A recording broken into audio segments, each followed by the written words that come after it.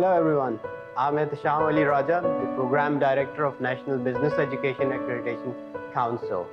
I'm delighted to be here at KSBL. Today we have a workshop on case teaching. I'm thankful to the management of KSBL, Dr. Zishan, Dr. Athar, for organizing and collaborating with the Business Council to have this case teaching workshop. There is a huge response from Balochistan and Sindh region.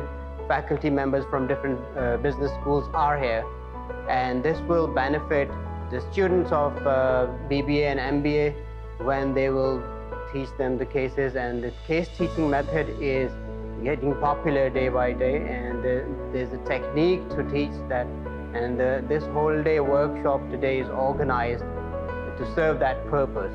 I thank again the management of KSBL and all the participants for being here. Thank you.